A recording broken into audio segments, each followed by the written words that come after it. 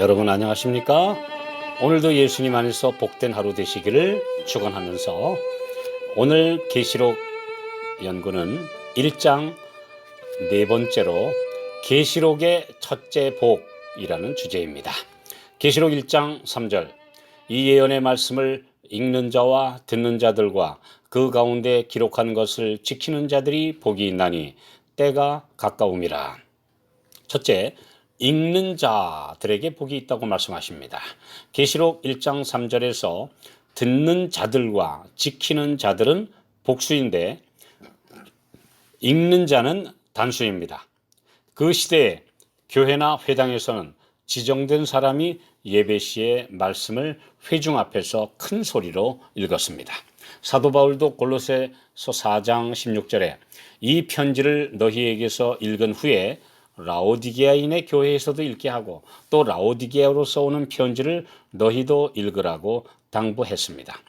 데살로니가 전서 5장 27절에도 내가 주를 힘입어 너희를 명하노니 모든 형제에게 이 편지를 읽어 들리라는 말씀이 있습니다. 모든 사람이 설교자가 될 수는 없지만 말씀을 읽어줄 수는 있습니다. 편지나 성경 두루마리가 매우 귀하던 시대에 하나밖에 없는 두루마리의 말씀을 신자들이 모인 곳에서 큰 소리로 분명하게 들을 수 있게 낭독하는 사람은 매우 중요한 예배 인도자였습니다. 또 개인 전도를 통해 진리의 말씀을 읽어주는 사람도 복이 있습니다. 특히 문맹률이 매우 높았던 그 시대에 책을 읽어주는 사람은 그가 받은 달란트를 활용하는 것이었고 그는 잘하였도다라는 칭찬을 받을 만한 충성된 종이었습니다. 오늘날도 빛을 받은 모든 주의 자녀들은 재능 기부를 실천에 옮겨야 합니다.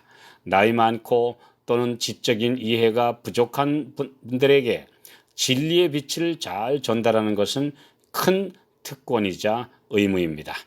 무팟역 성경에는 이 성경절을 큰 소리로 읽는 자는 복이 있도다라고 번역하고 있습니다. 이 말씀을 볼 때 계시록을 은밀히 또는 특정인에게만 주신 빛이라는 주장은 잘못된 것입니다. 계시록을 크게 낭독하고 소리 높여 이 주제를 선포하는 사람들이 복 있다고 하신 말씀에 주의해야 합니다. 계시록 연구를 소홀히 하거나 그 빛을 받을 기회를 지나쳐 버리지 않도록 해야 합니다. 두 번째, 듣는 자들과 계시록은 인봉된 책이 아니므로 듣는 자들이 누구나 깨달아 알 수 있는 내용입니다.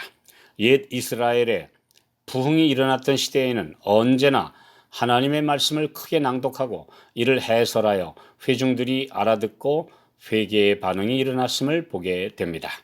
느헤미야 8장 2절 3절 7월 1일에 제사장 에스라가 율법책을 가지고 남자 여자 무릇 알아들을 만한 회중 앞에 이르러 수문 앞 광장에서 새벽부터 오전까지 남자 여자 무릇 알아들을 만한 자의 앞에서 읽음에 뭇 백성이 그 율법책에 귀를 기울였는데 느헤미야 8장 5절 학사 에스라가 모든 백성 위에 서서 저희 목전에 책을 펴니 책을 펼 때에 모든 백성이 일어서니라. 8절 9절 하나님의 율법책을 낭독하고 그 뜻을 해석하여 백성으로 그 낭독하는 것을 다 깨닫게 하매 백성이 율법의 말씀을 듣고 다 우는지라.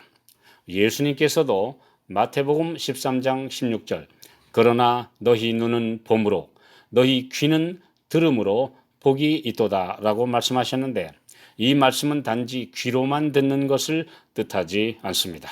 귀를 기울여 말씀을 듣고 그대로 따르는 자세를 말씀하고 계십니다.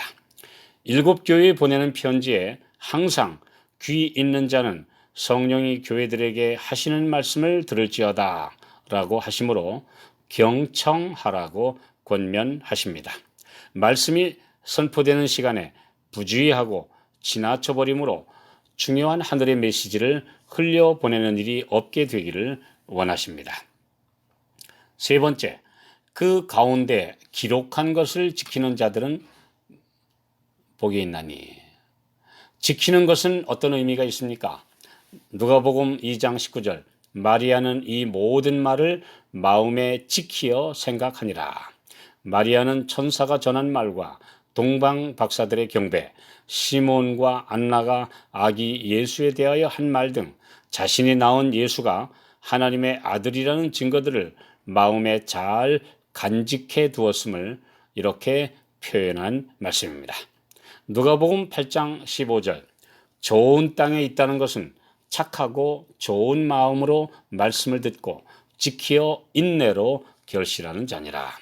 계시록에 나타난 가르침을 이해하고 그대로 믿고 따르는 것이 지키는 것입니다. 우리에게 주신 예언들을 연구하고 그 성취를 믿고 기다리는 것입니다. 말씀에 순종하며 경고나 책망을 달게 받아들여 고치는 태도를 또한 뜻하고 있습니다. 디모데전서 1장 19절 믿음과 선한 양심을 가지라. 또 킹제임스역에는 이를 붙잡으라, 지키라 이런 말이죠. 사탄이 우리에게서 말씀의 가마를 빼앗아가지 않도록 성령의 가마에 늘 자신을 맡기는 삶의 방향을 가지도록 권면하십니다. 계시록 3장 10절 네가 나의 인내의 말씀을 지켰은즉 내가 또한 너를 지키어 시험의 때를 면하게 하리니 이는 장차 온 세상에 임하여 땅에 거하는 자들을 시험할 때라. 우리가 주의 말씀을 지키며 순종할 때 주께서 우리를 지켜주십니다. 성도란 유다서 1장 1절 보면 지키심을 입은 자들입니다. 말씀에 순종하는 것은 모든 유혹에 대한 방파제가 되며 죄악에 물들지 않도록 막아주시며 보호해 주시는 그분의 능력을 신뢰하는 것입니다. 마지막으로 때가 가까움이라. 사도들의 시대에 이런 말씀을 하신 것은 항상 종말론적인 관점에서 살도록 하시는 권면입니다.